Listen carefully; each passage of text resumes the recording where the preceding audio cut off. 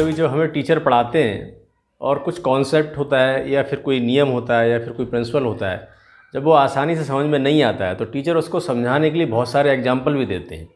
और ऐसे ही बच्चा भी कभी कभी पूछता है कि सर कोई उदाहरण के द्वारा समझाइए। बिल्कुल, आज हम लोग बात कर रहे हैं दृष्टांत कौशल लेते हैं। इसके अलावा एक प्रकार से ये कौशल कक्षा को इंटरेस्टिंग बना देता है। जैसे कि एसपी कुलश्रेष्ठ ने कहा है कि दृष्टांत कौशल के द्वारा शिक्षक जटिल संप्रत्यों, कॉम्प्लेक्स कॉन्सेप्ट एवं अमूर्त ज्ञान, अब्स्ट्रैक्ट नॉलेज को सरल, सहज तथा बोधगम्य, अंडरस्टैंडेबल बनाता है। उदाहरण के द्वारा ज्ञान को मात्र सरल, सिंपल, क्लियर ही नहीं किया जाता है, बल्कि उसे मीन्स ज्ञान को स्थायी, परमानेंट भी किया जाता है। और बहुत ज़्यादा दृष्टांत उदाहरण नहीं दें, क्योंकि ऐसा करते हैं ना फिर थोड़ा सा बोरिंग हो जाएगा और टॉपिक भी जो है बहुत लेंदी हो जाएगा। नेक्स्ट हम लोग बात करते हैं इसके कंपोनेंट्स की। आखिर इसके कौन कौन से कंपोनेंट्स हैं। तो सबसे पहला जो कंपोनेंट है वो फार्मूलेटिंग सिंपल एग्जाम्पल्स, सरल उदाहरण। तो कैसे उदाहरण दें कि ऐसे उदाहरण जो छात्र की डेली लाइफ से संबंधित हों, उसकी प्रीवियस नॉलेज पर बेस्ड हो, मीन्स उसकी एज, उसकी बैकग्राउंड, उसके ग्रेड, उसकी मैच्योरेशन के अनुसार होने चाहिए। मान लो हमें नदियों के बारे में पढ़ाना है, गंगा यमुना के बारे में पढ़ाना है, तो हम उसके पास की नदी, जैसे रामपुर के पास कोसी नदी है, उसके बारे में बताएं, लोकल टू ग्लोबल। या बरेली में है तो रामगंगा के बारे में बताएं, जो वो जानता है। फॉर एग्जांपल हमें बल पढ़ाना है तो पूछ सकते हैं कि आप टूथपेस्ट को ब्रश पे लगाने के लिए क्या करते हैं, गेट को खोलने के लिए आप क्या करते हैं। छात्र कहेगा कि पेस्ट को दबाते हैं और गेट को धक्का देकर खोलते हैं। दूसरा कंपोनेंट है फार्मूलेटिंग रिलीवेंट एग्जाम्पल, सार्थक उदाहरण देना। तो जो भी एग्जाम्पल हों वो टॉपिक से संबंधित ही होने चाहिए, इधर उधर भटकाव ना हो। जैसे कि स्टोरी टेलिंग के द्वारा हम समझ सकते हैं कि एक बच्ची है मीनाक्षी, वह अपने पापा का खेती में हाथ बटाती है। उसके यहाँ खेती, पशुपालन, मछली पालन आदि सब होता है, और कुछ लोग दूसरी जगह काम करने जाते हैं, रोजगार करने भी जाते हैं। तो इससे क्लियर हो रहा है कि कहीं ना कहीं ग्रामीण परिवेश की बात की जा रही है। तो इस तरीके से ये जो टॉपिक है वो ग्रामीण परिवेश से संबंधित है। या फिर हम बल के बारे में बात करें टॉपिक की, कि मेज, कुर्सी, कॉपी, बुक पर धक्का लगाने से क्या होता है। छात्र कहेगा कि विस्थापन होता है। तो हमारा जो टॉपिक है बल, उसी से रिलेटेड हमने ये सारे एग्जाम्पल दिए हैं। तीसरा कंपोनेंट है फार्मूलेटिंग इंटरेस्टिंग एग्जाम्पल। या आप कुछ ऐसे एग्जाम्पल बोलो ताकि बच्चे को जो है ना थोड़ा सा मज़ा आए, इंटरेस्ट हो। हमें तो टॉपिक को क्लियर करना है, और टॉपिक को क्लियर करने के लिए हमें चाहे कोई व्हाट्सएप वाले हों या फिर फेसबुक वाले हों या फिर कोई मूवी वाले एग्जाम्पल देने पड़े, तो इसमें कोई कोताही नहीं बरतनी चाहिए। जैसे बच्चे को अगर मोटिवेट करना है, मोटिवेशन पढ़ाना है, या लॉ ऑफ अफेक्शन है, तो शाहरुख खान की एक मूवी है ना, ओम शांति ओम, उनने मूवी में कहा है कि अगर किसी चीज़ को शिद्दत से, दिल से चाहो तो पूरी कायनात उसे पूरा करने में या मिलाने में लग जाती है। दूसरा, बल के बारे में बात करें कि बल पढ़ाना है, बल कॉन्सेप्ट है उसके बारे में। जैसे हमने कहा ना कि कल मैं सो रहा था और बहुत से मच्छर आए और मुझे उठा के ले गए, और उन्होंने आइसक्रीम वाले के पास रख दिया। बच्चे बड़े खुश भी होंगे, सोचेंगे यार हमें भी ले जाते, लेकिन ये भी समझेंगे वो कि इतने भारी को कैसे उठा के ले जाएंगे, या ले गए होंगे तो कितना मज़ा आया होगा। तो इस तरीके से वो बल का कॉन्सेप्ट को समझेंगे। अगला कंपोनेंट है using appropriate media for example, उदाहरण देने के लिए उचित माध्यम का उपयोग। तो आप जो भी एग्जाम्पल देंगे उसमें बहुत सारे माध्यम हो सकते हैं, कि कहावत है, कोई मुहावरा है, कोई नमूना है, कोई एक्सपेरिमेंट करके दिखा रहे हैं फिर आप, या फिर कोई डेमोस्ट्रेशन है। उस कॉन्सेप्ट को हमें बस क्लियर करना है जो बच्चे की समझ में आसानी से नहीं आ रहा है। जैसे मान लो कि हमें इंटीग्रेशन पढ़ाना है, तो कह सकते हैं, कहावत है कि कहीं की ईंट कहीं का रोड़ा, भानुवती ने कुनबा जोड़ा। तो इस तरीके से बीएड पाठ्यक्रम जो है एक इंटीग्रेटेड पाठ्यक्रम है, बहुत सारे उसमें सब्जेक्ट मिला के बीएड को बनाया गया है। या फिर कोई मुहावरा है कि मोटिवेशनल मुहावरा बताना है, उसके लिए बच्चे को मोटिवेट करना है, तो घूरे के भी दिन बहुरते हैं, गुदड़ी का लाल। बच्चा को ये समझाना है कि आपको अपने को अंडर एस्टिमेट नहीं करना है, कि कोई भी कुछ भी बन सकता है। इस तरीके से बच्चा मोटिवेट भी होता है। या फिर ग्लोब पर सारे देशों को दिखाना है, इतने देश हैं, इनकी स्थिति क्या है।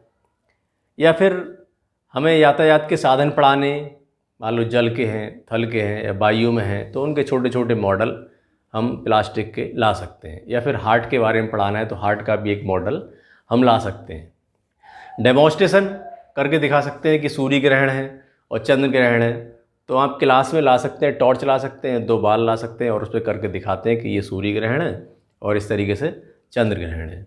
अगला जो कंपोनेंट है, आगमन, निगमन, उपागम का प्रयोग, making example by induction, deduction approach. तो हमें याद रखना है कि इंडक्टिव एग रूल, EGRULE, पहले एग्जाम्पल देना है और फिर नियम बनाना है। डिडक्टिव अप्रोच, हर डिस्ट्रिक्ट लेवल पर आप जानते हैं कि DGP होते हैं। DGP मतलब D for deductive, G for general, P for particular. Rule egg, इसमें पहले नियम और उसके बाद में एग्जाम्पल दिए जाते हैं। इंडक्टिव अप्रोच, जैसे एग्जाम्पल से हम समझ सकते हैं कि कोई गेंद है वो हमने लुढ़का के देखी, कोई कंचे हैं वो लुढ़का के देखे हमने, नींबू है लुढ़का के देखे। तो इसका अर्थ है कि सभी गोल चीज़ें लुढ़कती हैं। तो ये एक नियम बन गया कि सारी गोल चीज़ें लुढ़कती हैं। या फिर पेंसिल है, ऊपर उछाली हमने, नीचे आ गई। पेन उछाला, नीचे आ गया। कापी डस्टर उछाला, नीचे आ गया। तो गुरुत्वाकर्षण नियम, कि जो चीज़ ऊपर जाती है वो नीचे आती है।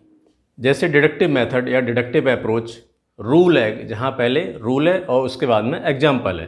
फॉर एग्जाम्पल, जैसे संज्ञा है कि किसी वस्तु, व्यक्ति, स्थान अथवा भाव आदि के नाम को संज्ञा कहते हैं, ये रूल हो गया। अब एग्जाम्पल, रामपुर, लीची, आम, मिठास, गाय, भैंस, आद्या, आयती। और जो लास्ट कंपोनेंट है, विद्यार्थियों द्वारा उसी प्रकार के अन्य उदाहरणों का प्रस्तुतिकरण, presenting similar examples by students. तो इसमें जो छात्र है वो जनरलाइजेशन करता है। यदि स्टूडेंट को कॉन्सेप्ट क्लियर हो गया है तो रिफ्लेक्शन के रूप में वह आपके द्वारा बताए गए एग्जाम्पल्स का या कॉन्सेप्ट का एक परिस्थिति से दूसरी परिस्थिति में परिवर्तन कर देगा। जैसे आपने यातायात के साधन पढ़ाए कि आपने कहा कि आप स्कूल कैसे आते हैं, वो कहता है साइकिल से आते हैं, मोटरसाइकिल से आते हैं। सबसे तेज़ गति से तुरंत पहुंचने के लिए हम किस चीज़ का प्रयोग करते हैं, तो छात्र कहता है हवाई जहाज़ का करते हैं। जैसे एक टाइटैनिक मूवी है, उसमें टाइटैनिक जहाज़ कहाँ डूबता है, समुद्र में डूबता है, पानी में डूबता है। तो ये सब यातायात के साधन हैं। फिर बच्चा कहता है बैलगाड़ी है, ट्रैक्टर है, घोड़ा है, या फिर खच्चर है, मोटरसाइकिल है, या फिर जुगाड़ है। आजकल बना लेते हैं ना, कोई मोटरसाइकिल में पीछे से बांध लिया, उसमें लकड़ी का बना लिया। ये सब सर भी यातायात के साधन है, बिल्कुल यातायात के साधन है। ये रिफ्लेक्शन हो गया, इसका मतलब बच्चा जो है समझ गया है, उसने जनरलाइज कर दिया है। जैसे एक वचन और बहुवचन अगर बच्चे को बता रहे हैं कि शब्द के जिस रूप से एक संख्या का बोध हो वो एक वचन, और शब्द के जिस रूप से एक से अधिक संख्याओं का बोध हो वो बहुवचन है। और बच्चे से हम पूछते हैं कि आपको एग्जाम्पल बताओ, बच्चा कहता है सर पैंट, ऊपर से एक वचन और नीचे से बहुवचन। दृष्टांत कौशल, इलस्ट्रेशन विद एग्जाम्पल स्किल पर आधारित ये माइक्रो लेसन प्लान है। सब्जेक्ट साइंस का है और टॉपिक है खाद्य पदार्थों में पोषक तत्व।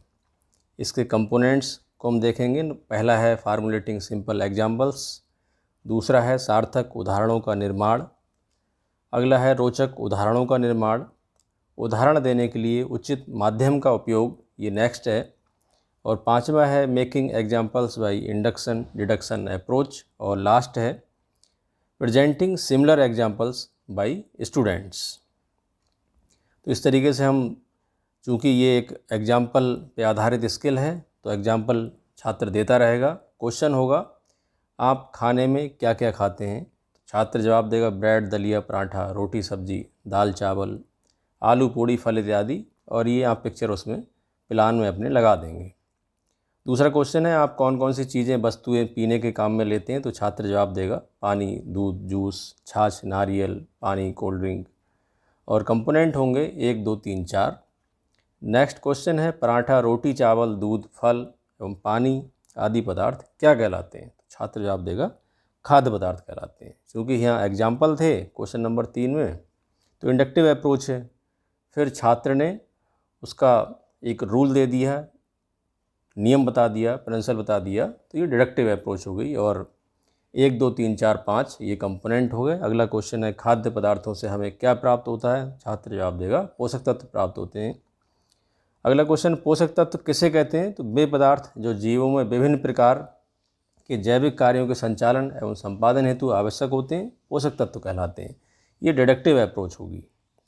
अगला क्वेश्चन है, प्रमुख पोषक तत्वों के नाम तथा स्रोत बताइए। तो छात्र सही से आंसर नहीं बता पाता है और कंपोनेंट आप 2, 3, 4, 5 लगाएंगे। तो टीचर जवाब देगा कार्बोहाइड्रेट, वसा, प्रोटीन, विटामिन, खनिज लवण और पानी। सोर्स भी बताएगा, ये हमें फल, सब्जी, दूध, अनाज, मांस, दालों आदि से प्राप्त होते हैं। तो अगला क्वेश्चन है, कार्बोहाइड्रेट प्रदान करने वाले पदार्थों के उदाहरण दीजिए। तो ये एक इंडक्टिव अप्रोच है और छात्र बताएगा कि गेहूं, चावल, आलू, शकरकंद। और ये पिक्चर आप लगा सकते हैं प्लान में। और 1, 2, 3, 4, 5 कंपोनेंट लिखेंगे। अगला क्वेश्चन है, वसा प्रदान करने वाले पदार्थों के उदाहरण दीजिए। तो छात्र कहेगा घी, तेल, दूध, दही, मांस, मछली आदि। अगला क्वेश्चन होगा, प्रोटीन प्रदान करने वाले पदार्थों के उदाहरण दीजिए। दूध, अंडा, मांस, मछली, दालें, ये छात्र का जवाब होगा। और ये पिक्चर आप लगाएंगे और कंपोनेंट साथ में लिख देंगे, 1, 2, 3, 4, 5। नेक्स्ट क्वेश्चन, विटामिन प्रदान करने वाले पदार्थों के उदाहरण दीजिए। सेब, संतरा, नींबू, केला, आम, पपीता आदि ये स्टूडेंट बताएगा और पिक्चर आप लगा देंगे। अगला क्वेश्चन स्टूडेंट करेगा कि सूखे मेवे, सलाद, पानी में भीगे चने, मूंग, गेहूं, sprouts, chocolate, idli, dosa, packed juice आदि भी क्या हमें पोषक तत्व प्रदान करते हैं? तो टीचर कहेगा जी बिल्कुल, इन सभी पदार्थों से भी हमें पोषक तत्व मिलते हैं। ये हमारे लिए शारीरिक रूप से, मानसिक रूप से ज़रूरी भी होते हैं। तो इस तरीके से जो जनरलाइजेशन छात्र ने कर लिया, पहले आपने जो एग्जाम्पल दिए और उससे संबंधित और एग्जाम्पल भी छात्र ने दे दिए। अगला टॉपिक है यातायात के साधन, एसएसटी का है। और इसमें पहला क्वेश्चन होगा कि आप अपने घर से स्कूल कैसे जाते हैं? बच्चा कहेगा साइकिल है, रिक्शा है, ई रिक्शा है, बस है, वैन आदि। कंपोनेंट 1, 2, 3 लगाएंगे और ये पिक्चर आप साथ में लगा देंगे।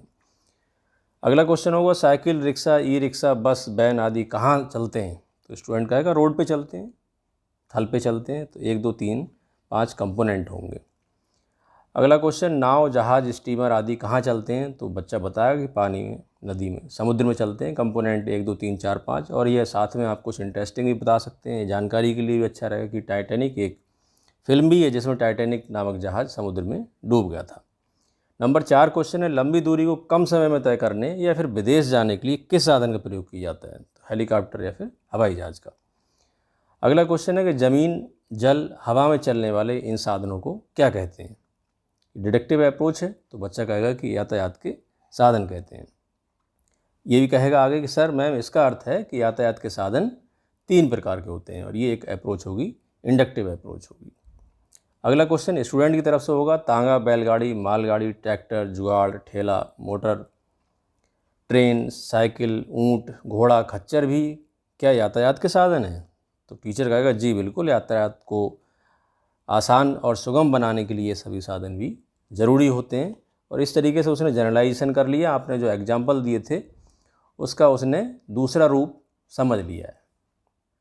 कोर कौशल सीखने की श्रृंखला में दृष्टांत कौशल अंतिम स्किल है और आशा करता हूँ कि आपके समझ में आ गई होगी। धन्यवाद।